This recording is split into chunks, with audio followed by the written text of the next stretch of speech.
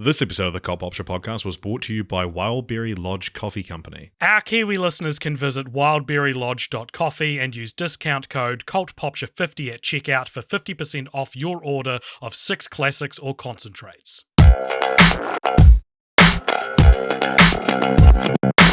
Kia ora and welcome to Film Franchise Fortnights on the Cult Popture Podcast. My name is AJ and I'm joined as usual by Richard. Hi Richard. Hello, AJ. Thank you for joining me as usual. Oh, and look, we're here to talk to you guys about film franchises, specifically because this is Film Franchise Fortnights, where every fortnight we discuss a film franchise. And we've talked about all sorts of film franchises, Richard. We've talked about your classics like the Lord of the Rings trilogy. We've talked about, I didn't even know they had sequels like the Land Before Time trilogy. And now we're going to dip into a breed of franchise, and we'll talk more about this later, but it is seldom dipped into on this show, which is Disney mostly straight to DVD franchise, based off one successful film, and that is, of course, The Little Mermaid. This is the Little Mermaid trilogy. This is based on Hans Christian Andersen's 1837 fairy tale, but specifically this is Disney's The Little Mermaid trilogy, because when we cover franchises based on public domain properties, it's like, no, this is the Disney franchise. We're not going to cover every single Little Mermaid movie. Yeah, just dick. The Disney ones. yeah. This like person that doesn't actually exist. Imaginary straw. Yeah, man. no one's actually told me this, but yeah, so this is one of those Disney franchises which used the massive success of its first film to spin off into an animated TV series, a live show, and 2 half-assed cash-grabbing straight-to-DVD sequels, which we'll be talking about today. It's also a milestone for 2 reasons in Disney canon, one of which people probably know about and one of which I didn't know about till I did the research. Not only was the original Little Mermaid in 1989 the first of Disney's now famous Renaissance period, which followed through from this film until Tarzan in 1999. But the third film in the series, Ariel's Beginning, was actually the final direct-to-video Disney sequel after John Lasseter took over as chairman for the Disney Animation Division. So, we are talking today about a franchise which bookended the rise and fall of the Renaissance era of Disney. I read a whole bunch of potentially cancelled Disney straight-to-DVD sequels that were cancelled because John Lasseter was like, no, we're not doing this anymore. And can you tell us any of them? Yeah, there was like Treasure Planet 2 and like Snow White 2, like a bunch of ones that I was like, you could have told me this actually does exist. I would have been like, oh yeah, probably. Patch's New Groove was one of them. Aladdin 4. There was like The Brave Little Toaster Goes to the Circus, which I feel like we should have mentioned on the Brave Little Toaster episode, but I didn't read it in any research during that episode, so maybe it's not real. Well, I'll be ding dang dong. Fuck, I'm real tired, eh?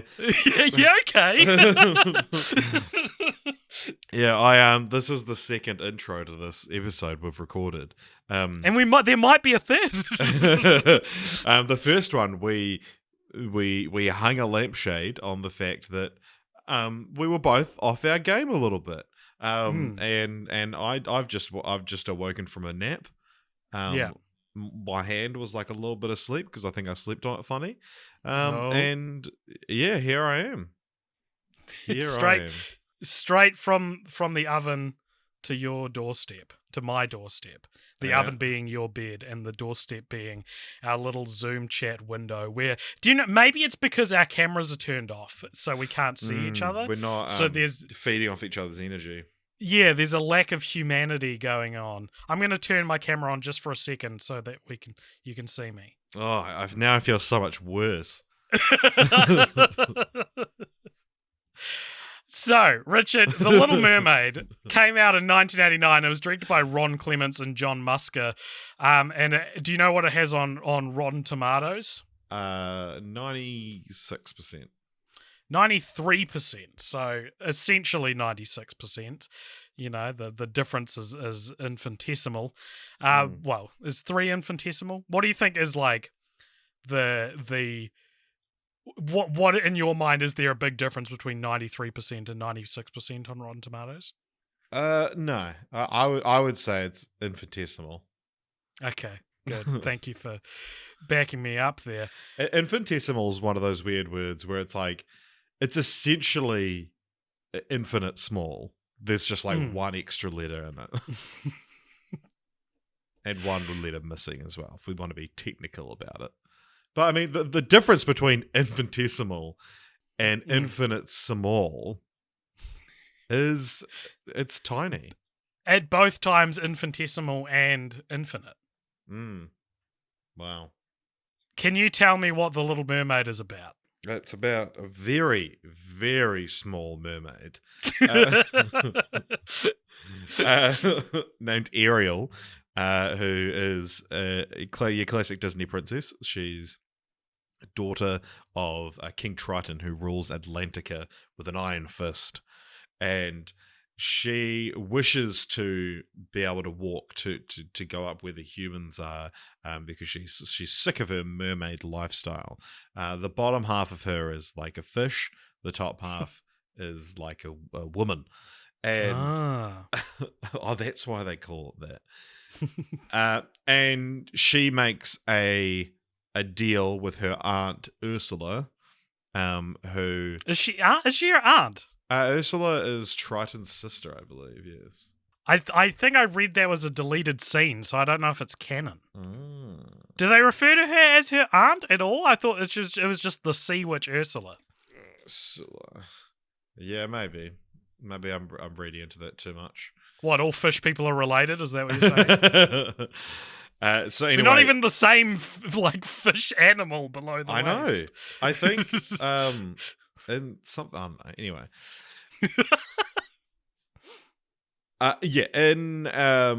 And so she makes a trade because she's known for her like singing voice, and Ursula says, all right, I'll make you a human, but I'll take your voice.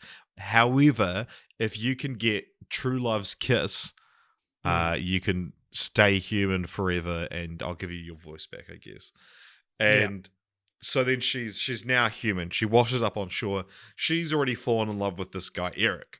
And now this Eric is presented with a naked 16-year-old who can't talk. Every man's fantasy. And so he takes her in, and it's this, typical romantic thing, but there's something off about it because she can't speak. And then eventually Ursula sees that it's kind of not going her way, and that Ariel's going to win their bet, and so she gets in and intervenes, and then it all turns into this big thing. But eventually, Triton, Ariel's father, changes her into a human permanently, which he could just do, and approves her marriage to Eric, and she's allowed to live on land. Yeah, it's worth noting as well that she saves Eric earlier in the film and sings to him as he's waking up, and so the only thing he remembers about this woman who he maybe fell in love with for saving him was that she had this singing voice. So when her voice is taken away, it's the one like thing she can use to prove who she is to him, which is why Ursula steals it, because Ursula is a cougar and she wants to marry Eric, who I think is also pretty young in the movie. I don't think he's especially older than 16. See if we can find out. Eric had just turned 18 in the film, according to the novelization. That's fine. I'll allow it. What did you think? What do you think of this film? What do you think of The Little Mermaid? This is a 93% on Rotten Tomatoes, revered by animation fans and Disney fans and music fans. But what do you, Richard Martin? It feels like you're trying to set me up that I hate it. but I actually don't know what you think of this movie. yeah, like it feels like you were really setting me up to then be like, and I fucking hate it. No, it's good. It is good. It's a classic for a reason. It's got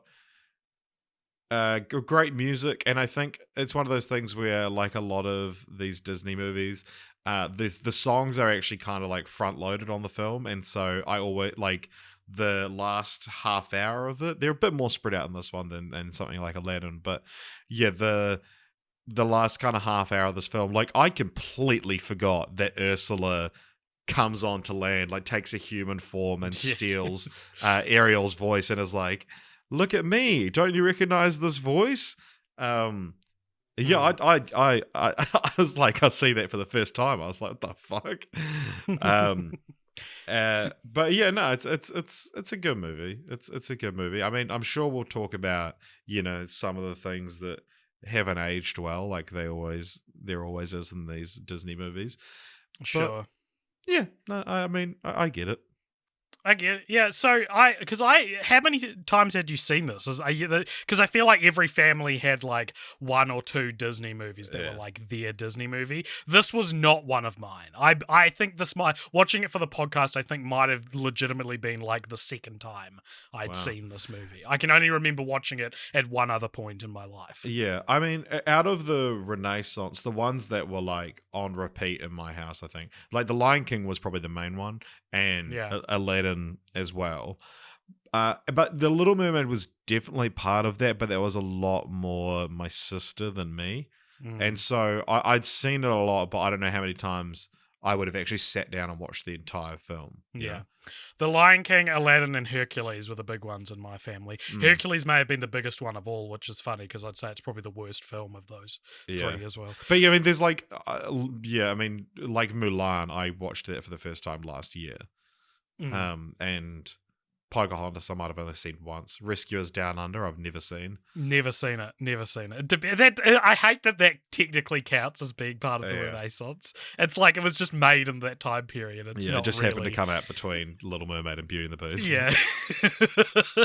it's the Edward Norton's Incredible Hulk of the Disney Renaissance. It's the Y of Disney Renaissance.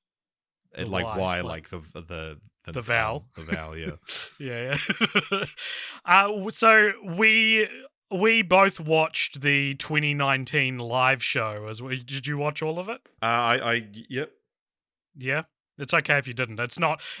Some people saw me log it on Letterboxd on our Discord, and I just want to say it's not canon. You don't have to. It's not canon to the podcast. Thing, but it is. It's this weird thing where, like, if you go on Disney Plus and you search The Little Mermaid, it comes up as a result, and because it's part of the Wonderful World of Disney series, which is like we explain it on the Love Bug episode, but the Love Bug directed by Peyton Reed starring Bruce Campbell was also part of that series. So it's like it's made for television, but it's also kind of like a movie thing. It felt like it's not. We shouldn't include it as part of the episode. Like it's not like, all right, and now it's time to talk about this, and it's going to be a thumbnail. But this is just you can't, and it also kind of doesn't qualify for film franchise follow-ups. But if we are saying, look, we've seen it, we're aware of it, then no one can point out to us that we didn't. Yeah, and it's also basically just the animated version, but every time it gets to a song, it breaks for live performers to do an objectively worse version of that song. But it is kind of cool. Some of the stage, I don't know what you call and also it, the casting stunts are cool. of Shaggy as Sebastian is great. Yeah. He's not great in it, but it's great casting. No. Yeah, absolutely.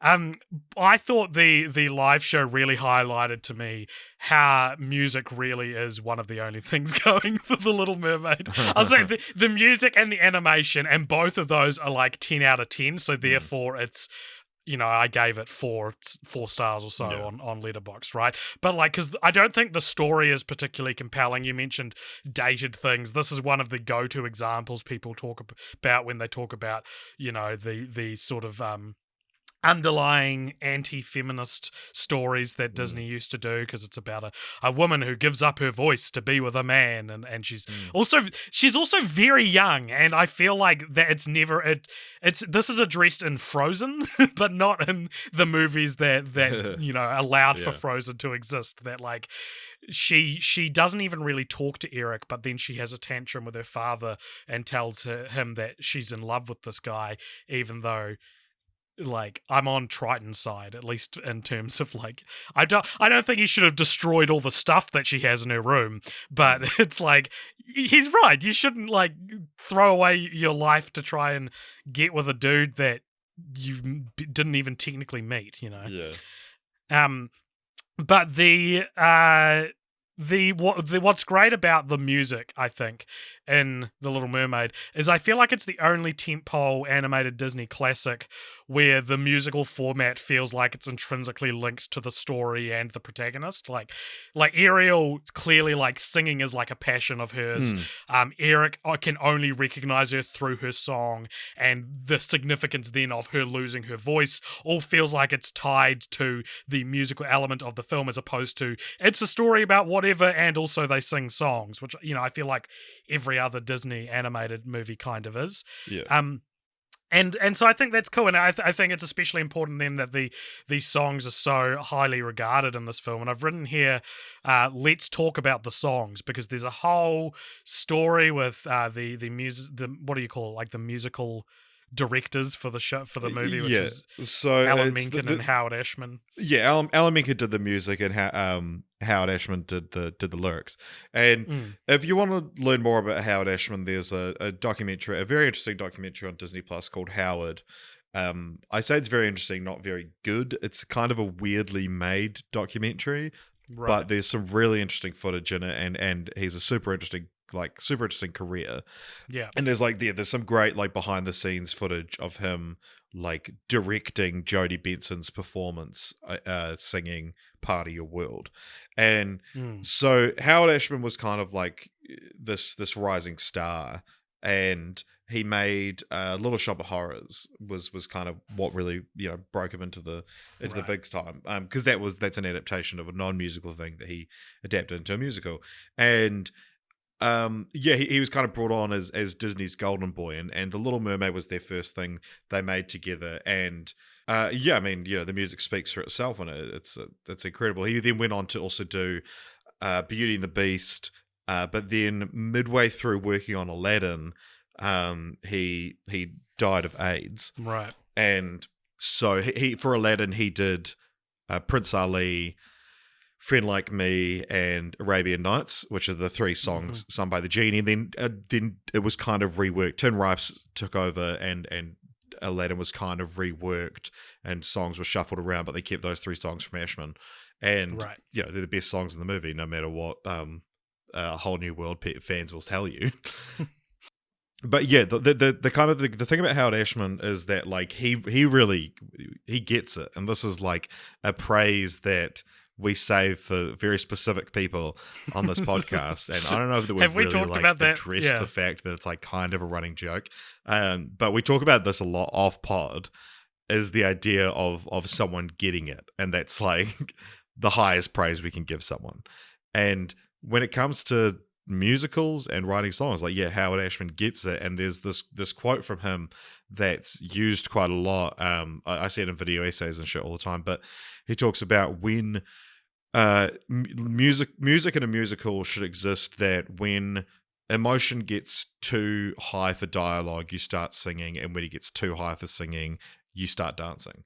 And that's how you should tie it. And then you see that in, like, Part of Your World and Under the Sea.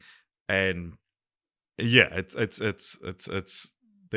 like, I would say that probably on the whole, between Lion King and Little Mermaid, like, those are probably the two strongest overall for me, in terms of, like, just music overall. Like, my favorite songs might come from elsewhere, but, like, just on that consistent level, like, you got Part of Your World, Under the Sea, Kiss the Girl, Les Poissons, all from this movie.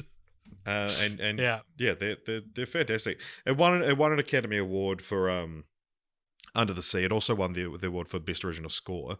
But yeah, Under the Sea won the award. It beat Kiss the Girl. Part of Your World was not even nominated, and Part of Your World is like one of the greatest songs ever written. It's like it's a perfect like I Want song, and it's Was just, the original I Want song. As well. yeah, and it's. I mean, as far as Disney I Want songs go, but No, they coined the term "I Want" song, like Menken and Ashman coined the term. Right. So, in that sense, it was the first "I Want" song.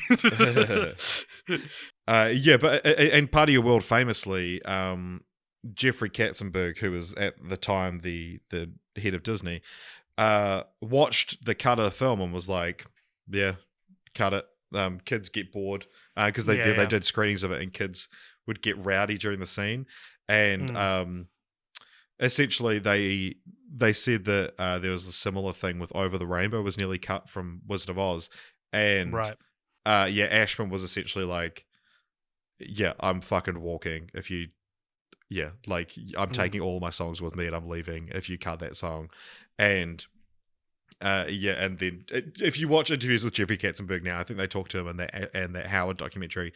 He's just like, yeah, I thought it should go. Like, fuck me, right? Like, well, that's the right attitude to have. But it's like he's not completely come round to it, but he'll admit he's wrong. Right. Well, it's like he still thinks he's right, but he's like, yeah, history says I'm wrong. You know. Yeah, that's what a good producer does, though, isn't it? It's like it's not about like your artistic appreciation for things. It's about the results speak for themselves. It's crazy. You say that Part of Your World is one of the greatest songs ever written, and it's crazy that one of the greatest songs ever written by your standards has words like thingamabobs and who's it's and what's it's in the lyrics. My maybe least favorite lyric, or at least the one that always sticks out to me, is "Betcha on land they understand, they don't reprimand their daughters." And whenever I hear it, I'm like, it's like Ariel recently learnt the word reprimand and was looking for a way to implement it into her everyday vocabulary. Because I do that. You go back and listen to the podcast over the past 6 years, you'll find like me saying words like ubiquitous is one that I started saying on pod and then say all the time now. And it feels like a day earlier she learnt the word reprimand and was like, I'm going to use that. I had a word like that, but I can't remember what it was, and I've been thinking I've been meaning to use that on the podcast, but I can't remember what it is now. I can't wait to find out what it is and then also use it. No, so you reckon Part of Your World's the best song in the movie? Well, it's one of those things where I feel like Part of Your World's the best, but I'm probably Under the Sea is my favorite. I don't know. Yeah, I was watching when I was watching the live show last night, and I was so like I just didn't really want to watch it because I was essentially just rewatching the first film. Yeah. But me and Emily were just making fun of it the whole time, and then Under the Sea came on, and I was just silent for the whole thing because I'm so enamored. The lyrics in this are world class. Like I've got the lyrics up now. I love I mean, they're not particularly obscure lyrics, and a lot of people know them. But like, what do they got? A lot of sand. We got a hot crustacean band. Is like, fuck. You tapped into the creative ether and found that lyric in there, Howard Ashman. You know, like a hot crustacean band. That's awesome. That's hilarious. And I also love the end of the song, which is each little slug here, cutting a rug here, under the sea, each little snail here, know how to whale here. That's why it's hotter under the water.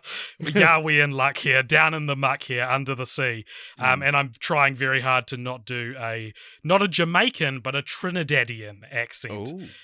Because that would be offensive, and I've lived my whole life being told it's not offensive to do accents, only to discover in my mid-20s that it was.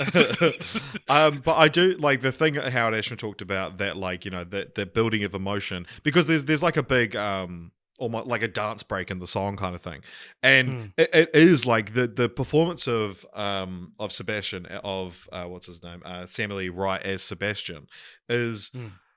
Yeah, you can. It starts off as just like oh, come on, like, let me tell you about how good the sea is. And then he's like, fuck yeah, the sea's actually fucking mean. Like, the sea fucking rocks, eh?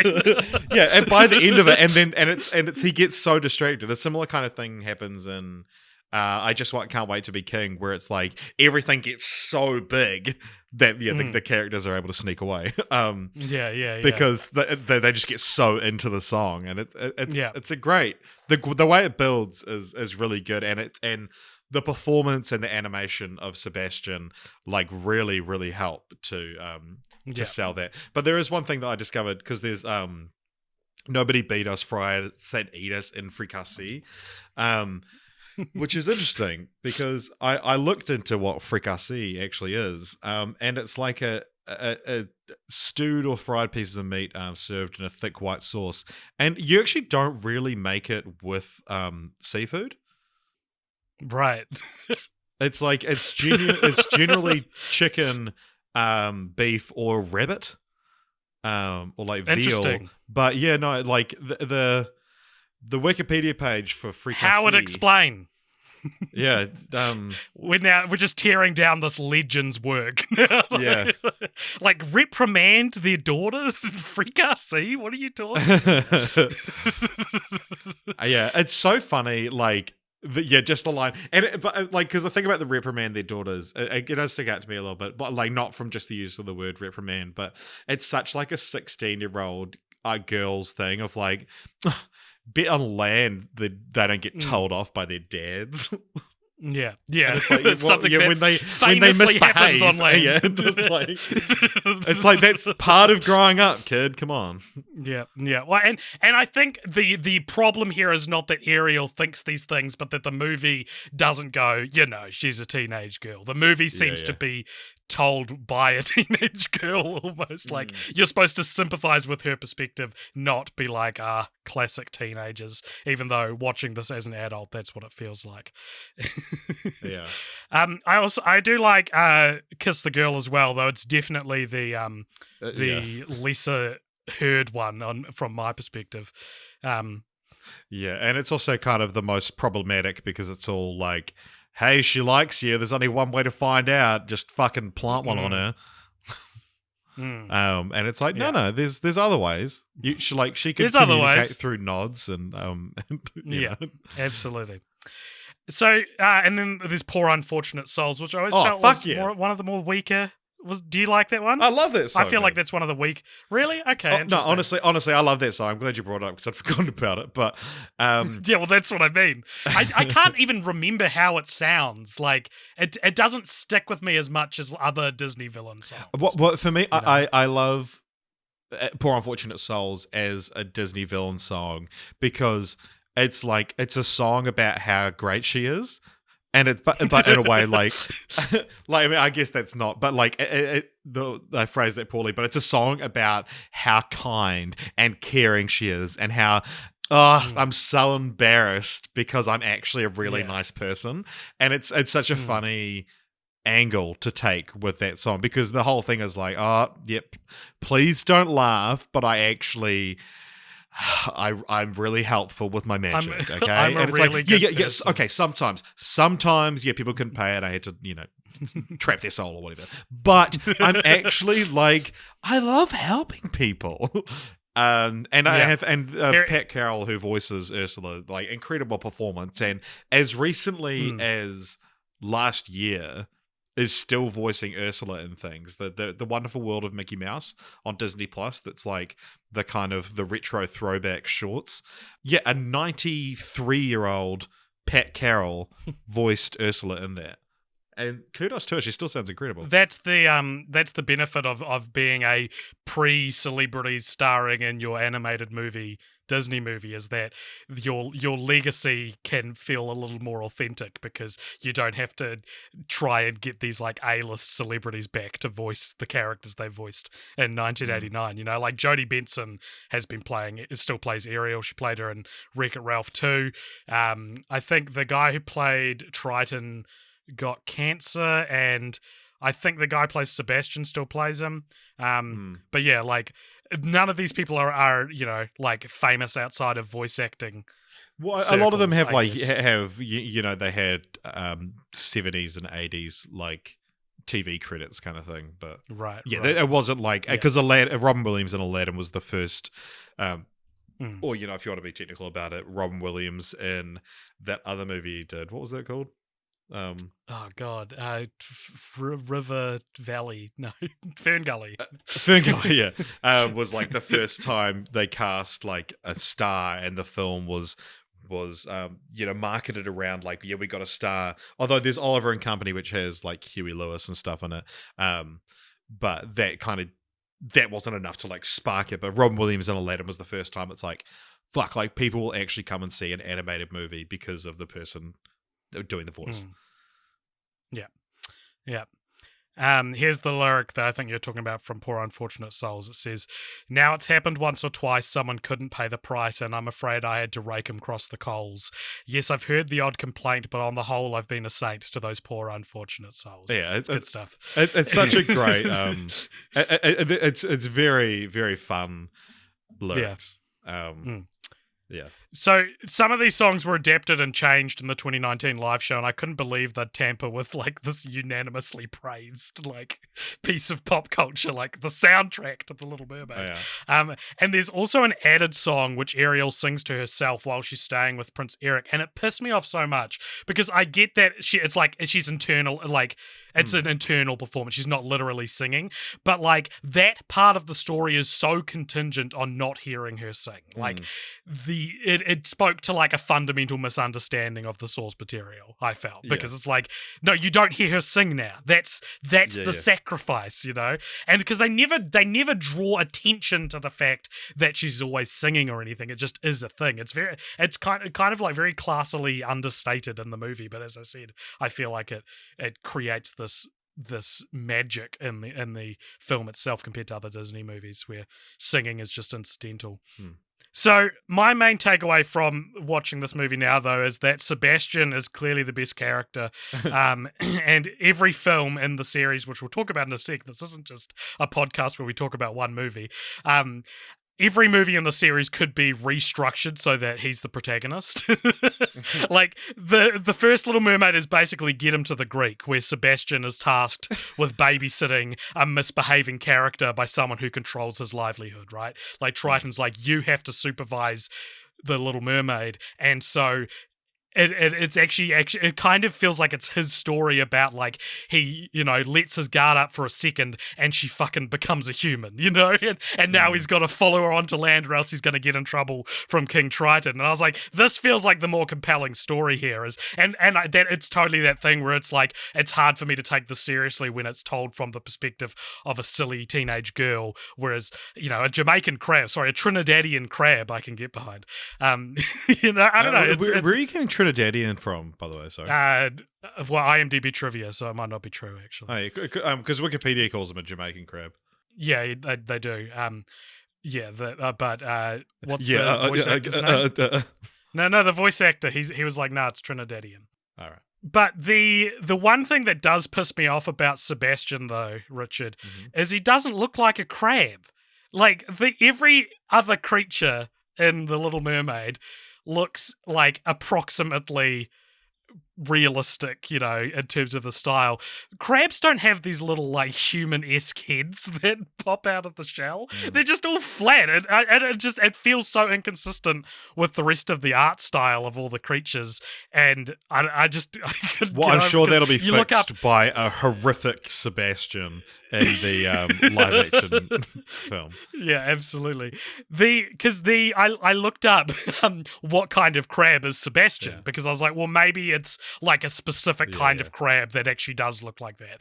And I was like, what type of crab is Sebastian? And it's like Jamaican crab. And I was like, oh, what is a Jamaican? Oh, right. Like, a Jamaican crab isn't like a breed of crab. It's not like a king crab or a hermit crab. It's just he's a Jamaican crab. I was like, okay. That's so and funny. Like there's like Yahoo answers that are like, is Sebastian a lobster? Because he looks more like a lobster than a crab. And flounder's not a flounder, but he looks like a fish, I don't know. What do you think?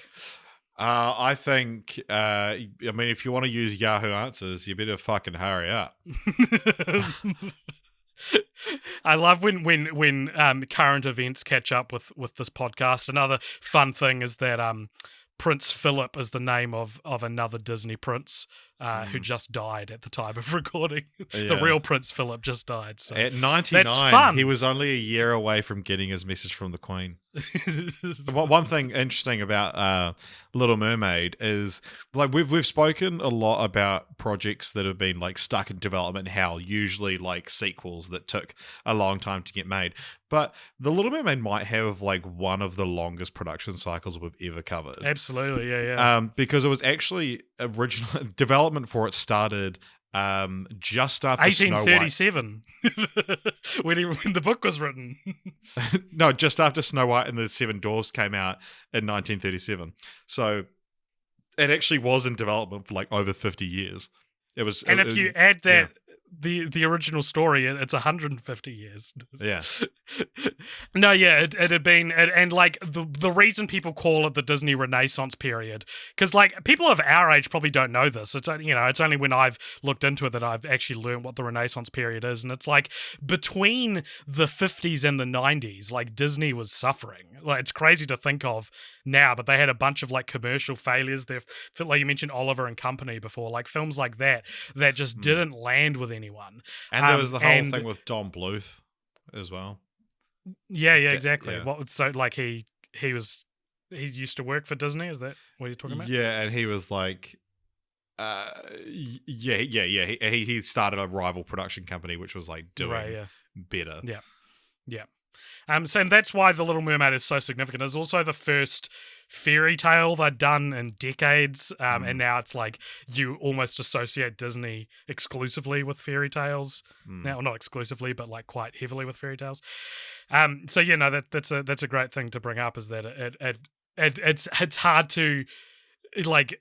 The Little Mermaid was such an important film for film history, not just Disney history, but film history. Yeah. There's one of the final shots of the film is the all the mermaids waving goodbye to like the wedding party, and this rainbow shoots across the sky.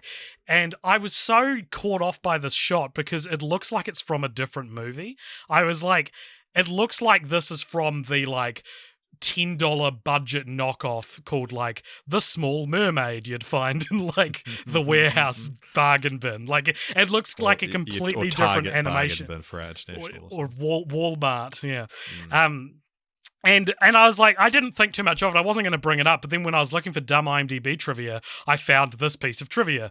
The wedding scene at the close of the film, specifically the penultimate shot of the wedding barge leaving under the rainbow while the merfolk wave goodbye, marked one of the first uses of CAPS, Computer Animation Product System, in a Disney feature. CAPS is a digital ink and paint and animation production system that colors the animator's drawings digitally, as opposed to the traditional animation method of tracing ink and paint onto cells. The rest of the film uses hand-painted cells. Sorry, there's a motorbike going past. All subsequent Disney features have used caps instead of ink and paint, and an earlier scene where Ariel runs down the set of stairs also uses cap system for its moving background. The film was intended to be the first Disney animated feature using all digital processes, but at the time caps wasn't ready. Disney's next animated feature, The Rescuers Down Under, was going to be the first 100% digitally processed film. So the reason that shot stands out to me is because it's literally like animated differently. Yeah. Which it like that's why it yeah. feels like it's from a different movie. It looks like it's You're looking from at it now. The Curse of Monkey Island. Sure, yeah, absolutely. Like it's that kind of weird animation. But there's a similar thing with there's the talking about like coloring digitally, that the Simpsons episode Radioactive Man, about where they make the movie, is colored digitally, and it was like the only one in the kind of golden era of The Simpsons. And then the episode where they get a tennis court, I can't remember the name of it, is so Tennis the Menace. That was like the first one. Then I think that they like actually started coloring them all digitally then. But if you go back and watch that Radioactive Man episode, yeah, it does look slightly different to all the ones next to it. Interesting. I didn't know that. So now we've got some dumb IMDb trivia to talk about, and there's quite a lot, Richard, but it's not in the first half of the trivia page. I had to dig for it. I read a very long trivia page for The Little Mermaid to find the dumbest gems I could find. If you haven't listened to our show before, Dumb IMDb Trivia is a section where we go into IMDb Trivia, because IMDb Trivia is user submitted, which means it doesn't have to pass any kind of quality assurance. It just is written by whoever and can be submitted, right? So here are some fun pieces of dumb IMDb trivia. There's quite a lot of them, so let's race through them. And if there's one we want to talk about, just you interrupt me. Okay. So here we go. Ariel is the first Disney princess to have biological siblings. And when I first read that, I was like, what are you talking? And then I was like, oh, right, because Cinderella had step-siblings. But, but without that context, it's just such a bizarre thing to say. Many fans debate if Ursula is a squid or an octopus based on the number of her tentacles. She only has 6 tentacles, as it was less expensive to draw. However, it has been suggested that her arms could count as the other 2. This is big, dude you don't like explaining something to you at a loud party. You know that meme? Yeah. That's what it feels like. The meme of the guy shouting in this woman's ear. Yeah. However, it has been suggested that her arms could count as the other 2. When Ursula first shows Ariel the contract, it quickly scrolls through the body of the text. This is the actual text shown on the scroll. Here's what it says. I hereby grant unto Ursula, the Witch of the Sea, one voice in exchange for Bion once high Dinyagian Thon Muso Sir on Purcur Ired Moisimpitin Sirrip Monk Guaki Rich Noi Ramund for all eternity signed. Sorry, you cut out a little bit there. It didn't sound like you No. You heard me. That's what it sounds like. And in another shot of it, it says, I hereby grant unto Ursula, the Witch of the Sea, one voice for all eternity. But, clearly it's they didn't think anyone would read it, so they just put random letters down. The directors insisted that every one of the millions of bubbles should be hand-drawn, not Xeroxed. The sheer manpower for such an effort required Disney to farm out most of the bubble drawing to Pacific Rim Productions, a China-based firm with production facilities in Beijing. The student uprising in Beijing, China, threatened to delay production. Roughly 1/3 of the finished cell artwork used by the Chinese artists as underlays for drawing the bubbles were in a vault only a few blocks away from the demonstration at Tiananmen Square and the violence that followed. Jesus. What an insane thing to talk about. Link the Little Mermaid to the Tiananmen Square massacre. There's quite an actual link there. One of the final scenes in the movie where Ursula increases in size to attack Ariel and Eric was influenced by Die Hard. According to the DVD commentary with directors John Musker and Ron Clements, Jeffrey Katzenberg, who was the chairman of Disney at the time, had just seen the movie in the theater, and when he walked out in the studio as they were working on the aforementioned scene, he told them, "Guys, I want more Die Hard." I don't know what this means. I don't know what you mean. Does it just mean he wants it to be more climactic? It's such a strange way to phrase it. That's classic Katzenberg, man. Jeffrey Katzenberg also, for those you might remember, I think we talked about it, is the inspiration for Lord Farquaad in Shrek, aka Lord Farquaad. Yeah. This is something that felt like we needed to mention because I think you know about this as well, but there was a widespread rumor in the early to mid 1990s that the priest in the wedding scene has an erection. In earlier versions of the film, it kind of looks like he's got a boner sticking out through his pants. He doesn't. In fact, the shot of is the priest's knee moving underneath his tunic. But this didn't deter enraged moralists from strenuous protests, even to the extent of filing at least one lawsuit against Disney. In the 2006 Platinum Edition DVD release, the scene has been altered so that the priest is standing on a small platform box and his knee is no longer visible through his robes. Very funny that someone had the job of reanimating the boner, the Little Mermaid. Yeah, and that's not the only wayward boner which affected The Little Mermaid, because there's also on the VHS cover the picture of the palace. One of the what do you call it? One of the part of the erection is a the steeples. Very clearly, it's very clearly an erect penis. In Greek mythology, Triton is the son of Poseidon. Poseidon is the brother of Zeus. Zeus had a son named Heracles, who is the main hero of Hercules, 1997. This makes Disney heroes Ariel and Hercules first cousins once removed. That's cool. In the movie, Ursula's name is not seen mentioned in Eric's presence, even though he goes on to destroy her in the intense finale and saves Atlantica. It is never established if he even knew the antagonist by name. However, in the film novelization, Grimsby speaks of both Triton and Ursula to Eric, so they were known legends. But in the movie, it cut to Under the Sea after he spoke of the Undersea Kingdom and Triton. I don't feel like this piece of trivia reaches a point. It's just saying stuff, and it's like then it spins off into a new sentence. Here's one of my favorite pieces of dumb IMDb trivia I've ever read.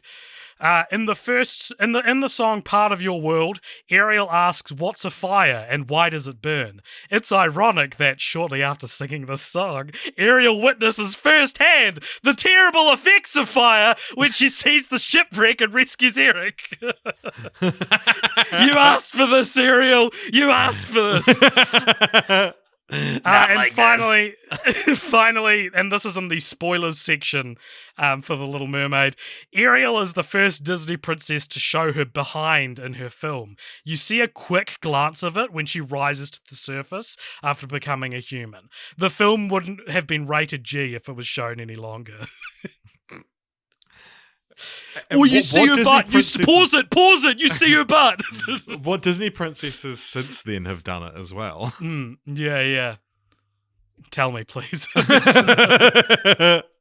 you have anything else you'd like to say about The Little Mermaid before we move on to its much less impressive sequels? Yeah, this is more than half the podcast we've already done, I'm sure. No, it's good. Check it out. Hey, Richard, before we keep talking about The Little Mermaid, I want to tell our listeners and you, but you also know some of this information, that this episode of the Cult Popture podcast was brought to you by Wildberry Lodge Coffee Company. What's that? Richard, we have a sponsor, Richard. Yeah. We have a sponsor. This has never happened before. Not officially. Yeah. No, not with their consent. We are sponsored this episode by Wildberry Lodge Coffee Company. And Richard, I love coffee. I drink a coffee every morning. All right, and I get a little queasy if I'm always drinking like a hot coffee every morning. And so what's great about the Wildberry Lodge Coffee Company's coffee is that it's actually cold brew coffee. Wow. Isn't that fun? Yeah, what's cold great? brew? I've never heard of that. You've never heard? Well, let me tell you, Richard. Cold brew coffee is coffee that is brewed at cold or room temperatures over the course of hours, not seconds. This low and slow method preserves all the signature flavors of a great single origin coffee while reducing bitter and sour tastes associated with hot coffee. What I imagine that by reducing those bitter and sour tastes as well, you'd probably have many people finding that they don't need milk or sugar if they're drinking cold brew coffee. That's absolutely correct. And for those that find black coffee a little bit too intense, Wildberry Lodge Coffee Company recommends adding some ice or a splash of oat milk, or both. I will say, a fun anecdote about my experience with coffee, and specifically cold brew. I worked in a very kind of upmarket part of Auckland for a while, and the people from my office said, "Oh my gosh, we found some cold brew," and I was like, "Oh, that sounds good." And they would sip at it, and they would go, "Oh, it's so sweet," and I'd be like, "Oh, okay," and then I would try some. Not being, a big black coffee drinker myself, well, not at the time, especially. I was horrified because I thought it meant because to them they were used to black coffee, and this was this very posh thing where they had these subtle hints of sweetness, and I couldn't bear it. But that's the thing about Wildberry Lodge coffee companies. Cold brew is that it actually is that good. There you go. And Wildberry Lodge's cold brew coffee is dairy-free, vegan, sugar-free, with no preservatives. It's just coffee and water, baby. And it's made with a fair trade or organic coffee from Trade Aid, which is roasted, brewed, and bottled by the company at a small factory in Christchurch, which is our hometown where you currently live. Where I currently live. Now, this product is currently only available in New Zealand, and I know a lot of our audience is overseas. So all this means is that all you New Zealand listeners, you've got to go and buy it so that we are doing diligently servicing our sponsor here, and everyone else listening to this who's not from New Zealand. If you could please bully all the New Zealand listeners into buying Wildberry Lodge cold brew coffee, that would be great. Yeah, and what you can buy, there's two products available. There's the classic cold brew coffee, which is $5, and that's 2 servings per bottle. Or if you're a coffeeholic like us, you probably only get through one. There's also the cold brew concentrate, which is $10, and that's 5 servings per bottle. Or if you're a coffeeholic like us, you probably should still stick to 5. It's quite intense. So Cult Popture subscribers, we're giving you the discount code CultPopture50. That's all one word and in caps, CULTPOPTURE50, which entitles you to 50% off of orders of 6 classics or concentrates. And for those who you're only paying for 3. Yeah, they'll just if you pay for 3, they'll just give you 3. You have to request 6. It's good coffee, and I can confirm that. I've been drinking it every day, and it's really good. And if I hated it, I'd be like, "Hey, listen, we can't sponsor this." Yeah. So that's how you know. If it was bad, this is what I always say. When someone's like shows me something they've made, I say, "If it was bad, I wouldn't tell you, but it's really good." But you say you've been drinking this kind of every day, and so you're freelancing at the moment, whereas I'm a bit more on the go. I don't have time to be ordering a coffee every week, you know. Does Wildberry Lodge Coffee Company have a solution for a workaholic like me? They sure do, Richard. For those who don't want to think about ordering coffee every week, Wildberry Lodge Coffee Company have a subscription service that does the thinking for you. Richard, for more info, order your coffee today. Head over to wildberrylodge.coffee and remember to use discount code CultPopture50 to get 50% off of orders of 6 classics or concentrates. This is our first sponsor, and I don't know if we're going to get a second. It feels like we've maybe talked for too long, but it's just that worth it, Richard. So that is wildberrylodge.coffee. That's the name of the website. Use discount code CultPopture50 for 50% off. Remember .com? Those days are in the past. .coffee. And now let's get back to The Little Mermaid. All right, Richard, now we're going to talk about The Little Mermaid 2, Return to the Sea, directed by Jim Camerud, Brian Smith, and Bill Spears. What do you think this has on Rotten Tomatoes? Well, like 17%. 17%, you're dead right. And what is The Little Mermaid 2 about? So, it's 12 years later, huh? I said tell me, sorry. So it's 12 years later, and Ariel and Eric now have a daughter. Her name's Melody. And she is a human who wishes she could be a mermaid. And it's the first film flipped around, and she makes a deal with Ursula's sister to become a mermaid. And then it's kind of there's a bit more like, I mean, and I'm sure this isn't actually like it feels like what it should be, but both this and the third one kind of just feel like backdoor pilots for a TV show. And I know there was a TV show, but it came out before either of these. Yes, correct. Yeah. And so, yeah, it's weird because there's a lot of like random little side characters like penguins and seals and whatnot who are, who just pop up, and it's like, okay. Yeah. Yeah. So what did you think, Richard, of The Little Mermaid 2, Return to the Sea? I don't know. I don't think it was very good. This is very much going to be the footnote of the episode. Maybe the least. This is going to be the record for the least we've ever talked about the sequels of a franchise, I think, because they're so unnotable. Yeah, that's the thing. Like they're not even like you can rip on them that bad. Like. Yeah, they're not ridiculous enough. Yeah. I'd actually seen this movie before. It was one of those films that you wind up having rented on DVD because of a younger sister. In my case, an older sister. Right, yeah. Had you seen it before?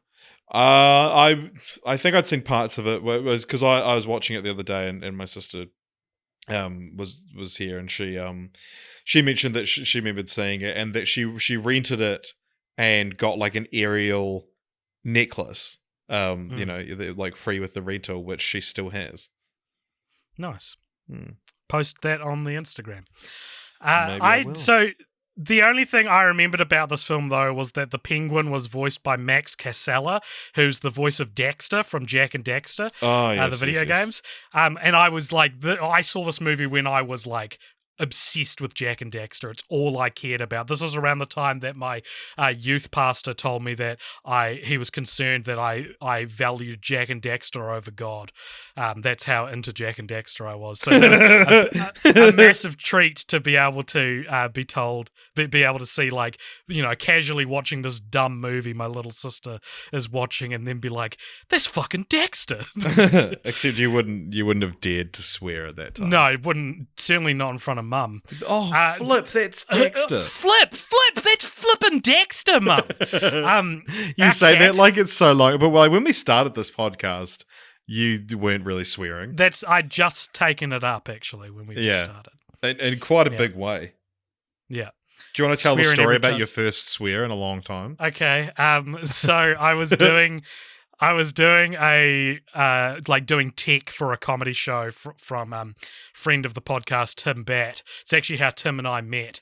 And he would record a new monologue every night, and my job was to edit photos taken that night of the audience member into this video so that it would play at the end. And it's sort of like a magic trick, like, whoa, how did he get this video with us in it up online so fast? Yeah.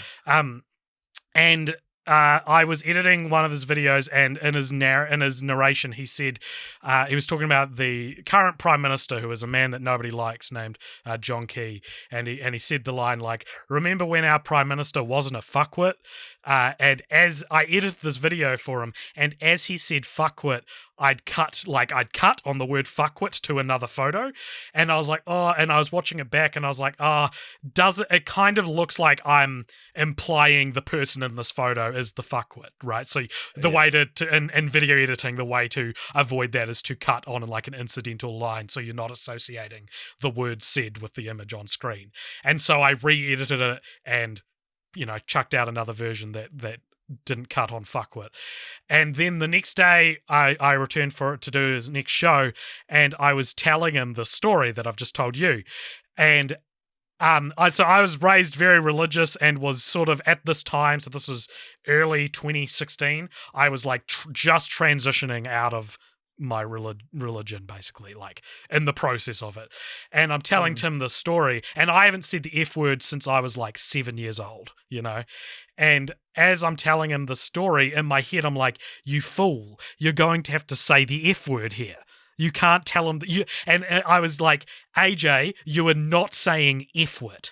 You are not going to say the word F-word, because he's not going to know what you're talking about, and it's going to reveal to this person who you want to impress that that you can't swear for some reason. And so I was telling him it, and I just said fuckwit, and it broke the seal inside me.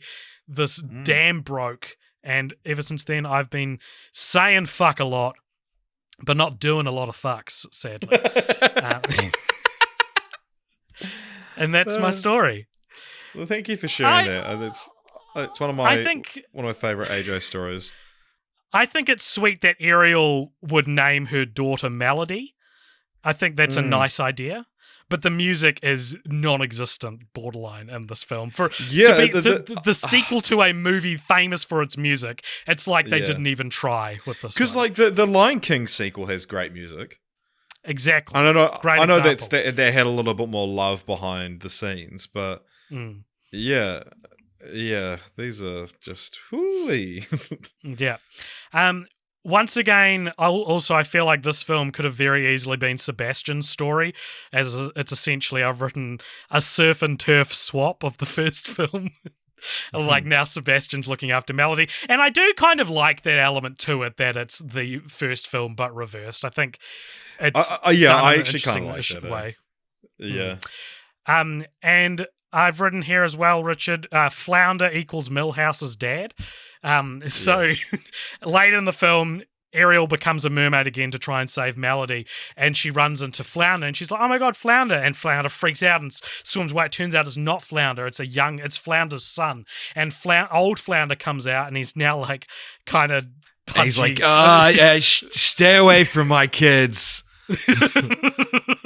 And he sounds exactly and kind of looks a little bit like Kirk Van Houten, Milhouse's dad, who is one of my favorite Simpsons characters and probably the Simpsons character I reluctantly relate to the most. So I enjoyed seeing this version of Flounder. Yeah, I can definitely. I can see you growing into a Kirk Van Houten type dad. I used to be a Milhouse, and I've become a Kirk Van Houten. You either die a Milhouse or you live long enough to see yourself become a Kirk.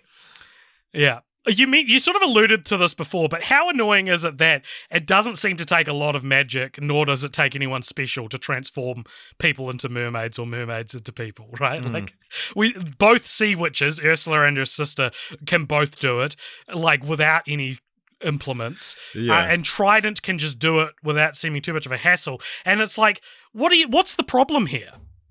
Just turn people into mermaids when you want them to come visit. Yeah, like, that's the thing. Or like we saw in fucking Barbie and a Mermaid Tale. Yeah, like if you just had some kind of, necklace that would transform you into a mermaid when you're in the sea. Yeah. Do you think that Little Mermaid 2 is better or worse than any of the Barbie mermaid movies? It's not as good as Barbie and a Mermaid Tale 1, right? But it's better than a few of them. Right. Okay. Rob Paulsen joins the cast in this film, and he now plays Prince Eric, which is, God, what a funny casting choice. Like, the image in my mind of Disney princesses is like this voice, very hot guy Disney voice, Rob Paulsen, if you don't know, is the voice of Yakko in Animaniacs. He's Carl from Jimmy Neutron. And so you've got this guy who still looks like Prince Eric, but he sounds like Yakko Warner. And like, he doesn't speak much in the film, but I was like, what a strange casting decision to cast Rob Paulsen in that role. So I thought I'd bring that up because scraping the hull of the ship for content for these sequels. And so much so, we've already moved on to Dumb IMDb Trivia, the final section for Little Mermaid 2, talking about this movie for just over 10 minutes. In this film, most of the characters that appeared in the original become more mature and wiser. Yeah, that's what happens with age. This is the only film in the franchise where Ariel does not cry. She loses her daughter and she doesn't cry. That means that this film was written after The Little Mermaid 3 came out in 2008, so someone was still adding trivia to this page. Melody is the very first human merperson hybrid in history, making her birth a significant historic moment in both human and Atlantecan history. Now, it means within the world of the film, but it doesn't specify that up top. That's and it's so like, funny. when I first read that, I was like, The Little Mermaid 2 did not invent human merperson hybrid. I was like, oh, wait, sorry. It's not real. Jodie Benson, the voice of Ariel in real life, has a daughter named Delaney Benson. I'm trying to figure out. That's one of the most bewildering pieces of dumb IMDb trivia I've ever read, because I'm trying to figure out. We say that about fucking. We come up with some hyperbole for every single one. Okay, no. Let's rearrange that so that the piece of trivia is actually vaguely a piece of trivia. So the point of interest here is saying that the voice actress of Ariel, who has a daughter in this movie, also has a daughter in real life, which isn't interesting. Yeah. But there you go. But it's clarifying her name is Delaney, not Melody. Yeah. The Little Mermaid 2 came out with some merchandise for e.g. computer game and a PlayStation game. Now, I need to clarify the structure of the sentence. I'll read it again. The Little Mermaid 2 came out with some merchandise for E.G. open parentheses computer game and a PlayStation game close parentheses. Well, so it's like they're using EG to actually sub in for the word example. Yes, but then the examples are in parentheses instead of just listed after EG, which is how you do that. If anything, EG should be inside the parentheses. Yeah. Richard, do you have anything else you'd like to say about The Little Mermaid 2, Return to the Sea? No. There must be something else we can talk about at this point. Yeah, I don't know. Like let's talk. Because you said well, the premise. I'm kind of. It's so obvious in some ways, but then in other ways, it's like, just do it. Like the surf and turf switch. Yeah. What do you think of Morgana, the skinny Ursula? I think also voiced by what's her name? Pat Carroll. Pat Carroll, yeah. Also voiced by Pat Carroll, so she plays both characters. And Buddy Hackett comes back as Scuttle. This is his last performance before he died. He's also from the Love Bug, the original Love Bug. And Clancy Brown as well, we got. I do, yeah. Who is also in Jack and Dexter. He plays Baron Praxis in Jack 2. So it's a little bit of a reunion 3 years before the game came out. All right. We're going to move on now to The Little Mermaid Ariel's Beginning, which came out in 2008, directed by Peggy Holmes. That's a female director, which sucks because I have nothing good to say about this movie. It has, what do you think it has on Rotten Tomatoes? 11. It's got 33%. It's actually quite high. It's higher than I thought it would be. And crazy that it has a score at all. What is The Little Mermaid Ariel's Beginning about? So Little Mermaid, it's set before the original film, and it opens with like a prologue where King Triton and his wife Queen Athena, they've got their 7 daughters who all start with A. All their names start with A, and Ariel's the youngest one, and music is everywhere, you know. And it's but then Athena is killed when she tries to recover a music box from a pirate ship, and then King Triton. How does she die again? I completely missed how she died. She's stuck between a rock and a hard place. That hard place being a ship crashing into the rock. Damn, just like Mel Gibson's wife in Signs. Yeah. Who's actually played by Mel Gibson's wife as well. Oh, wow. I think so. Yeah, and so Triton bans all music from Atlantica, and then it cuts to later, like right before the events of the film, and the first film. The original film, sorry. And yeah, we see Ariel meet Flounder, and then Ariel kind of has a love of music, but is forced to keep it in secret, and Sebastian the crab is, the Jamaican crab, sorry, is... yeah, he's kind of told to keep Ariel online, and then they find out that he's got like this underground jazz club that Triton doesn't know about, which kind of explains why he sings Under the Sea in the first film, despite, being the loyal right-hand crab to King Triton. And, he obviously hates music, but yeah, I guess that was explained. And... yeah, there's also a bad guy in the film voiced by Sally Field. Yeah. Called, like, Lana Del Rey or something. Yeah. Her name's something Del Rey. Marina Del Rey. And Jim Cummings now voices King Triton, so he sounds like Megatron. I was going to say Winnie the Pooh. I don't associate that voice with Megatron at all. That's so funny. But he's doing his Megatron voice. Right, okay. So what did you think of The Little Mermaid Ariel's Beginning? I preferred it. Really interesting. Yeah, wait, no, not Megatron. He's not Megatron, is he? He's Optimus Prime, is he? Wait. Peter Cushing is Optimus Prime. I don't think Peter Cummings plays any Transformers. Jim Cummings. Yeah, maybe he's Jim not. Cummings. Fuck. He plays Winnie the Pooh in Tigger too. Yeah. He's in... Oh, he's in a couple. He plays Afterburner. He sounds like Afterburner. Right, that's what you meant, hey? Yeah. Sorry, I mean King Triton sounds like Afterburner. I thought this was such a slog to get through, but going back to what I said about music being intrinsically linked to the story, it is a cool premise for the Little Mermaid prequel to re-emphasize and reframe the significance of music in Atlantica. However, literally the only song I can remember from this movie is a cover of Jump in the Line, which acts as like a recurring musical motif throughout the movie. So we don't have an original song in this movie. We have Shake, Shake, Shake, Sonora, Shake Your Body, right? And I was like, what are they doing? Why is this? Yeah. Why are they using an actual song? And it happens so often. It's like frequently throughout the movie. I thought that sucked. It's so weird that they didn't make original music for it. Yeah, I preferred this to the second one, but... It has more going for it than the second one.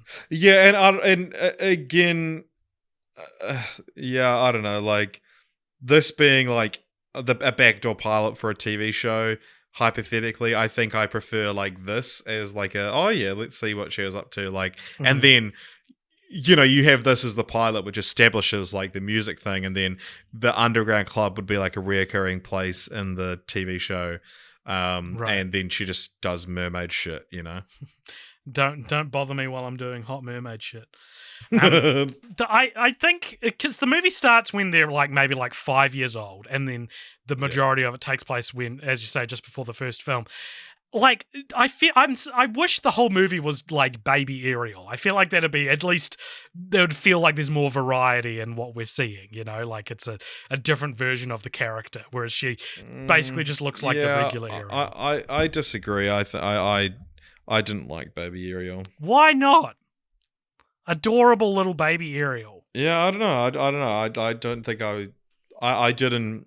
I wasn't interested in seeing a full movie of her. I just don't like mermaids. Yeah. I thought Sebastian once again steals the show here. As I said, all three movies would be better if they were told through Sebastian's point of view. Like the story of like the hand of the king who hates music having to sneak away to underground nightclubs in order to like indulge his passion for singing. Compelling. Wow. Amazing. Tell me more. And I've got one piece of dumb IMDb trivia for this movie. As children, Ariel and her sisters do not speak, not counting their laughs and worried gasping. In the prologue, Triton and Athena do all the talking. It's like, that doesn't mean they don't speak. What are you talking about? Yeah. Anyway, Richard, at least you have something else to say about Little Mermaid Ariel's beginning. I'm sorry, but that's all I had to... This is like... The most interesting thing about it is what we've already said, that this was the last direct-to-video sequel. Yeah, I should have saved that. Yeah, that blew my fucking mind, dude. It's all been downhill since then. How about I continue to try and blow your mind, Richard, with some randomly placed useless statistics? It's been a while since we've done this segment. It went away for a long time because one of our producers told us not to do it anymore. Fuck you, Jeremy, piece of shit. Yeah. Everyone message Jeremy and tell him, fuck you. And the reason for this is because it's kind of a self-indulgent section. Basically, I'm going to tell you a bunch of stats which relate to movies we've watched in our podcast and how this franchise fits into it. So, this is our fourth franchise to feature the voice talent of Jodie Benson, who plays Ariel. She also provides the voices for characters in Lady and the Tramp 2, Scamp's Adventure, 101 Dalmatians 2, Patch's London Adventure, and is, of course, the voice of Barbie in the Toy Story movies. While she doesn't play Barbie in the Barbie movies, this is our second franchise after Barbie to feature mermaids, where one of the characters is voiced by Jodie Benson in a movie. It just happens to not be a movie from that franchise. Yeah. Jodie Benson also provides the voice of Thumbelina in Don Bluth's 1994 critically panned animated film Thumbelina, and there was a Barbie Thumbelina movie, meaning the Barbie franchise features at least 2 characters who are played by Jodie Benson and other universe versions of that character. Thumbelina and Barbie. Mind blown. And you'd also expect 6 seasons into a podcast about movie franchises, you'd have expected us to cover quite a few of these Disney milking classics for cheap sequels, you know? And like, considering how long we talked about the second 2 films, maybe it's good that this hasn't happened. Because after Lady and the Tramp and 101 Dalmatians, The Jungle Book, Lilo and Stitch, and like arguably The Brave Little Toaster, though I feel like that's a different category, are the only other franchises of this category that we've done. Meaning The Little Mermaid is not only our first Disney Renaissance franchise, but also our first animated Disney franchise with diminishing returns straight to DVD sequels since 2017, 4 years ago. Also of note, all of those episodes were from 2017. Wow. Like, so 2017 just had this string of Disney movies with straight-to-DVD sequels, and then we never did another one until today. Yeah. Because, does every film in the Renaissance era have multiple sequels like that? Because Beauty and the Beast, I know, has 3, Aladdin has 3, Lion King has more than that. Pocahontas, I know, at least has a second one. Does it have a third one? And I don't know. I'll just look it up. Pocahontas only has a second one. Hercules only has a second one, but also a TV series. The Hercules one is the first 3 episodes of right. the TV series, though. Tarzan has Tarzan and Jane, and the third one's called Tarzan 2. And then what did Mulan have? Mulan has a second one and a live action remake as well. Interesting. Yep. So it's really only Hercules didn't. I don't know if Hercules one counts, although it is released as a film. And there was never a Rescuers Down Under sequel, but it is a sequel. Down Up. Oh. Was there a Hunchback of Notre Dame one? Yeah, there was. Yeah. It's got Haley Joel Osment in it. Oh, yeah. So yeah, we've done none of those series. It's so weird. Which of the Renaissance films would you most want to do on Film Franchise Fortnights? I mean, The Lion King's probably the most rewarding one, I think. I think the Aladdin sequels are cool, especially true. King of Thieves. Yeah. So yeah, I don't know. I thought that was interesting that we've covered so few. Yes. I do also want to do Cinderella because apparently the third one's fucking sick. Twist in Time or whatever it's called. Yeah. All right, now we've got Continue the Franchise. So this is our segment where we pitch new continuations of the Little Mermaid franchise. But before we get to that, there are a couple of significant continuations of the Little Mermaid outside of film. As we mentioned before, there was a 1992 TV series which went for 3 seasons and is set before the events of the first film, but after the events of the third film. But it apparently contradicts several plot elements. There's like inconsistency, so I don't know which one is canon. I presume the TV show is probably better than the third movie. I've only fallen asleep to the TV show. I've never properly watched it. Nice. But all the voice talent returned because, you know, what else are they doing? Atlantica is also one of the main levels in Kingdom Hearts 1 and 2. Ariel joins your party and you have to go fight Ursula at the end. And the main thing I remember when you fight Ursula is she goes, ah ha ha ha! And then Flotsam and Jetsam, who are her 2 eel pets, go, there is no escape. And that loop plays non-stop. So you're fighting Ursula, and all you hear is, ah ha ha ha, there is no escape. Ah ha ha ha, there is no escape. It was horrible. Nice. I didn't. My brother played this game, and I think in Kingdom Hearts 2, you go to Atlantica and you have to do like interactive songs. So you do an interactive, like quick time event with Under the Sea. So that's kind of interesting. Most significantly, though, The Little Mermaid is not safe from the increasingly less appealing trend of live-action remakes of Disney classics.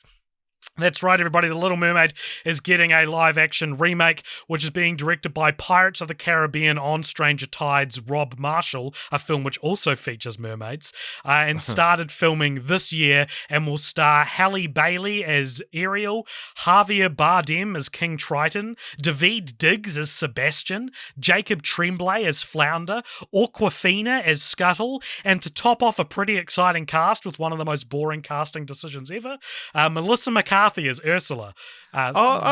She's a good actress. Really? I think there are way more... remember when Lady Gaga was being rumoured to play Ursula? Yeah, that was cool. And can you imagine her singing Poor Unfortunate Souls? It would sound awesome. Yeah, fuck yeah. Even Queen Latifah, who plays her in the live, or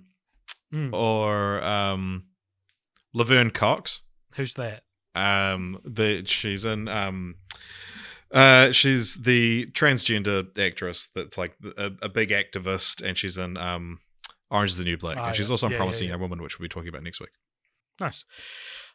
So I don't know. I just was so. It feels like all these other casting decisions are so inspired, and then it's like Melissa McCarthy because she's got the body shape and is an actress. It's like how for ages whenever someone wanted to cast an Asian person in something, it would it's Stephen Yeun. Stephen Yeun every time. It feels like we have the heart of progressives where we're like, oh, you should cast the one fat actress I know. Sorry, I don't mean to be mean. I can say this as a fat person, I feel. But yeah, I reckon she'll be able to have fun with it, and it's better than, I don't know, Rebel Wilson. It is, but I just think that Ursula is a role that commands a little more flavour than because Ursula's based on the drag queen Divine as well. Yeah. And to do a more kind of like flamboyant casting, and like Lady Gaga would be that. But yeah, I don't know. I'm cautiously excited about the Little Mermaid one. Like, I'm sure the photorealistic crab and flounder are gonna look terrifying. Awkwafina as Scuttle, and I believe they're making Scuttle a diving bird so that Scuttle can appear underwater. Yeah. Yeah, I don't know. And Rob Marshall, on Stranger Tides is a bad movie, but he directed Chicago, and so it's like he's definitely familiar. It's also a bad movie. he's definitely familiar with like musicals and how to kind of bring a musical to screen. And I don't know, like because also the other big thing about this is Lin-Manuel Miranda is doing new music for it with Alan Menken. Yeah, with Alan Menken. 4 new songs, including, quote, some rapping. But, like, I don't know. I would kind of love to see if, you make this a wall-to-wall musical like Hamilton. Keep the Howard Ashman songs where they are, and then just add in, make everything else sung and make it. And it's like, you're doing something new while kind of still keeping the original. And Harry Styles was... considering playing Prince Eric, which would have been real cool to have him in it. But then he was like, oh, I'm going on tour, and it kind of didn't line up. But then COVID-19 meant he couldn't go on tour, and he'd already turned down the role. Right. It's going to some other guy whose name I didn't write down because I couldn't recognize him. Yeah, because who cares? I don't think it's going to be a wall-to-wall musical, though. Yeah, I don't think it will be, but I would love if they did something exciting with it rather than... I'm sure it'll just end up feeling like... because Daveed Diggs has said that they're going to bring more power back to Ariel, and it is one of the ones that's kind of in need of a feminist retelling. Yeah, I'm worried that it'll be like do the whole movie the exact same, but then just give her like a couple more girl power songs and call it a day. Like. It's not going to feel earned, or it's not going to feel like baked into the story, because they're not. I presume they're not going to want to mess with like the Howard Ashman classics. But yeah, I don't know. I would like to see them just do something really different rather than just the kind of paint by numbers ones they've done already. But also there's talk that this is going to focus on Ariel's relationship with her mother. Oh wow. And Queen Athena is going to be in it. So I mean that could be something else. But yeah, four is a lot of new songs for a Disney remake as well. Like the other ones haven't had 4 new songs, and it's maybe because you've got Lin-Manuel Miranda on board, so it's like, well, let's put more music in it. Yeah. So maybe that could end up spread out to wall music. Yeah, I think I'm not going to say this could be the best Disney live action remake because I said that about the last couple.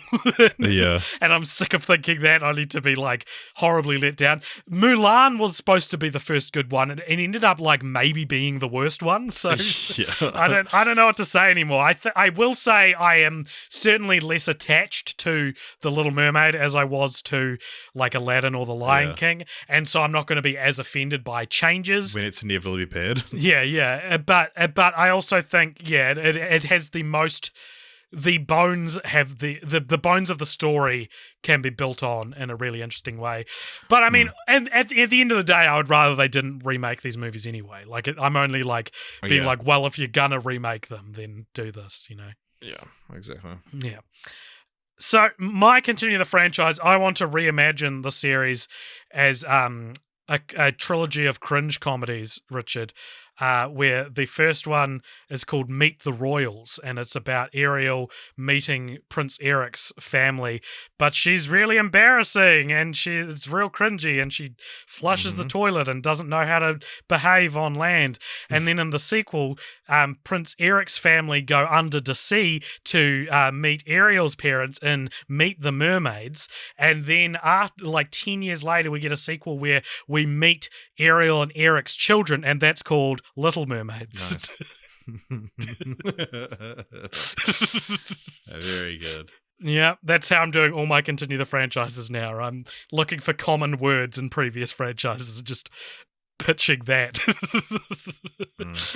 What is your continue the franchise? I would like to see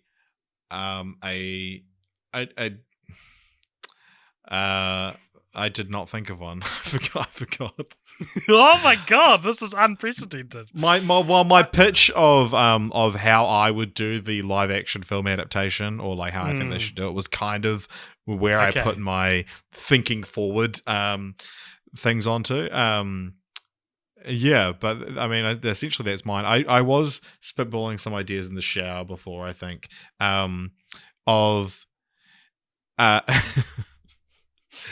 doing so let's catch up with Ariel now, and she's all grown up, and she's got chain smoking. yeah exactly. And but the whole idea was that I was going to explain the plot to the film. So yeah, it would be chain smoking, like the pitch we got for the Lizzie McGuire revival, where it's like now dealing with adult problems, or the upcoming Powerpuff Girls live action TV series. And it's like the Mermaid days are but a distant memory from her, kind of thing. It's she's in therapy to be because she's and being told like, you were never actually a mermaid, like, you have some unresolved trauma. But she's all grown up now, and she's no longer a little mermaid. She's a little big. Just doing the same joke I did with Spy Kids, that they were now adult kids. I said the little big. What about Little Mermaids and it's Little Women, but it's Little Mermaids? Yeah. That's good. It's just a remake of Little Women. Now we're going to rank this franchise, Richard, with the this is on our Letterboxd /ColdPopture, letterboxd.com/ColdPopture. We've watched 123 franchises for this podcast, and we're going to rank. That number has changed, by the way, because I got bullied in the Discord to removing the Hobbit trilogy from as a separate bullied franchise. yourself. Well, actually, if we I maybe deserved it, but I didn't Hobbit, bully myself. we then probably need to move Lord of the Rings. No, because Lord of the Rings was in that place because of the anchor that was the Hobbit dragging it down. Like, that consideration was already in place. We'll do people want us to do a re-ranking episode. We'll do a re-ranking episode. All right. The Little Mermaid, okay, I think it probably needs to go quite low, because as a franchise, it's almost net zero, if not net negative. And I'm looking at where we've placed other things. We've got The Jungle Book at 77, and right under there we've got 101 Dalmatians at 78. Beneath that is Legally Blonde. I would say I probably enjoyed this more than The Jungle Book. Yeah. I enjoy it more than Ace Ventura, which is above The Jungle Book. And then we've got Teenage Mutant Ninja Turtles, the 2014 series, which maybe we need to fucking delete because multi-part franchises aren't a thing anymore. Yeah. So did you like it? Do you like The Little Mermaid more? I probably don't like it more than the Teenage Mutant Ninja Turtles movies. 2014 ones? Yeah. Sure, yeah, let's check it there. All right, at 76, that's where we're ranking it. And Richard, now we've got to go to our Patreon. We've got to go to our Patreon to find out what the next franchise we're going to do is. Because if you donate only $1, as little as $1 over at patreon.com/cultpopture, you get to suggest and vote on which franchise we'll cover next. And boy howdy, has there been activity on our Patreon regarding the current vote. A lot of our patrons want it to be April, as in 8 monkeys. They want to do monkey movies. Monkey movies? And so they've suggested a bunch of monkey movies. We've got the likes of King Kong and Doolittle and Every Which Way But Loose and Any Which Way You Can. All and suggested. Bedtime for Bonzo, which stars Ronald Reagan. But the winner, with it's so funny, man. Basically, it came down to Planet of the Apes versus MVP. This is what people the like scales, the imbalance, the scales rebalanced throughout the week. And what's interesting about it from a content creation perspective is that I know it's just episodes to you listeners, but the mental prep I have to do between watching 8 Planet of the Apes movies, which would be split over 2 fortnights if we got it, and MVP, which is Earbud but with a monkey. The difference in mental preparation I have to do for those 2 things is night and day. There are 2 types of film franchise Fortnights episodes. There are episodes where we do franchises like Planet of the Apes, and there are episodes where we do franchises like MVP.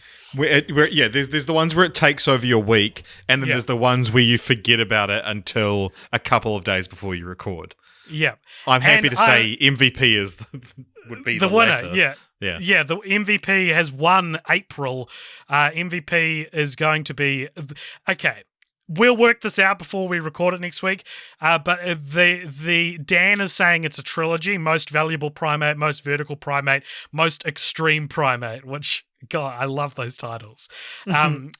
There's another film in the Earbud brand called Spymate, which until very recently, because I'd had my eye on this franchise, I'd been led to believe was canon in the MVP universe. I'm not sure what the situation is there. The ruling is that it's not. I didn't think this was going to win, so I didn't look into it. No, it's been looked into, and it is not part of it. It's made by the same studio and features the same animal. But they're not. Is the animal the same character though? No, they're different. It's literally just like it's the same as Tim Burton making multiple films with Johnny Depp. It's Robert Vince made multiple films with a primate. Oh, I forgot that name, Robert Vince. God. There is no escape. There is no escape. We are returning once again to the Earbud cinematic universe, or at least the Earbud adjacent universe. Yeah. To talk about the MVP trilogy next week. Are you excited? Next fortnight? Are you excited? Yeah. Is this what you want, Richard? But this was like the most votes a franchise has ever had, because not only did it gain 19 votes on its own, it was suggested twice, and the other suggestion has 4 votes. So which, by the way, we currently have 59 patrons, and for a podcast with 59 patrons. Not a lot of people are voting in these $1, like our lowest tier reward. So if you're listening to this and you do support us on Patreon, like, you can change votes dramatically. If we would, like, the majority of people don't vote, I guess. I don't know why. So yeah, that's a little shout out for that. But other than that, if you have enjoyed this episode, please consider subscribing to Cold Popture. Hey, please consider supporting us on Patreon. Patreon.com/coldpopture. Hey, please consider getting some Wildberry Lodge Coffee Company cold brew if you live in New Zealand. Yes, because if you do, we will receive more cold brew coffee from them and more money from them, I assume. So you make it all worth it, basically, is what I'm asking you all to do. And also find us on Facebook, Instagram, Twitter, YouTube. There's 2 YouTube channels. One is called Cold Popture, which is just all our video essays, and one is called Cold Popture Again, which is where we post podcasts and things like that. So get in amongst that. We're also on Discord. There'll be a link to the Discord in the show notes. Join the Discord. Come say hi. We will talk to you directly. It is not a situation where you talk to the fans and sometimes the creators get involved. We probably talk more than anyone else in that Discord. So get involved there. Just try shutting us up. Come to the Discord and try and stop me from talking to you. Yep. And also on TikTok, Cold Popture on TikTok, an account I have very much neglected in favour of my personal account, AJ from Cold Popture, which has a lot more followers. So I've dropped everything and focused on that instead. And stay hanging around for the post-credit scene coming up after this music dies out. Mermaid, what's bi in Mermaid? I don't know. Alrighty. Hey everyone, thanks for sticking it out through that episode. You're here with the Cold Popture boys. Hello. We're doing a post-credit scene. What is a post-credit scene? You tell me. It is a segment on our show where if you pay $5 or more over at patreon.com/coldpopture, you get to talk to us about something, anything you want. We've answered some hairy questions in this part of the show before, so we've answered some smooth ones as well. So feel free to ask us anything, and we will answer it. This is the post-credit scene. Patreon.com/coldpopture to get involved. Yeah. All right. Today's question comes to us from I keep looking at them and like, oh shit, we just did one of their ones last week. But we're going to do them again, and that's what happens. Dylan Hutton asks us, barring COVID, if you didn't live in New Zealand, where would you want to live? I think Dylan Hutton was literally last week's one. He was. Have you ever crapped your pants in public as an adult? Wow, 2 in a row. Where would you want to live, AJ? I would have always said America up until about a year ago. Yeah, man.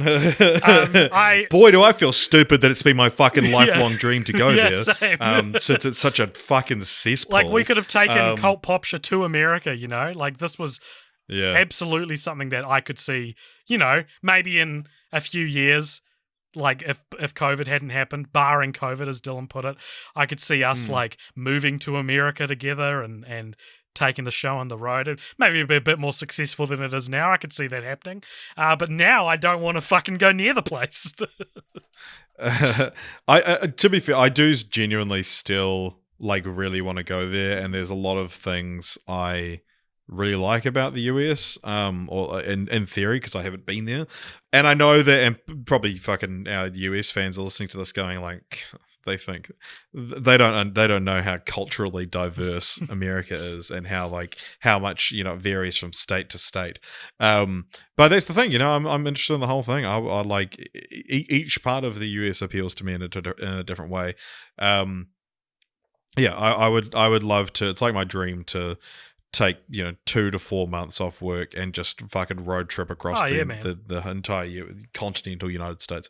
But then what about guess Hawaii and Alaska? We got listeners from both those places. Yeah. Yeah. Well, I mean, yeah, I said continental United States, which is, you know, kind of what covers it. But anyway, I yeah, thought Hawaii would was be the a cool opposite. place. It's continental. No, you're thinking of continental breakfast. Ah, no, I thought continental meant everything on the continent. Well, the land mass. Continental United States. Oh yeah. Oh, so it includes Alaska. Oh no, but making me fucking do research. Yeah, no, okay, yeah, it doesn't include. It excludes the non-contiguous states of Alaska and Hawaii, and all other offshore insular areas such as American Samoa, the Virgin Islands, the Marine Islands, Guam, and Puerto Rico. Wow, okay, so I was right. What? How are you right? That's what I said. No, I said, the continent, do a road trip across the continental United States. So I'm saying that I'm not visiting Alaska and Hawaii. Oh, and then I said, what about Alaska and Hawaii? And then I thought you said, yeah, I said the continental. Yeah, I did. And I meant I'm excluding them. Oh, okay. I thought you were saying, no, I said continental. I'll also be going to these other places. No. Fuck you narrowly miss being wrong. Every time I've accused you of being incorrect about something, it always adds up as well. I'm not saying you're lying. I'm saying like you pass through by a hair every time. Fuck, that's good. Next week when who was it? When Jensen, when we answered Jensen's what moment in the podcast are you most proud of? Keep that in mind as one of mine. Okay. When you said I narrowly missed being wrong.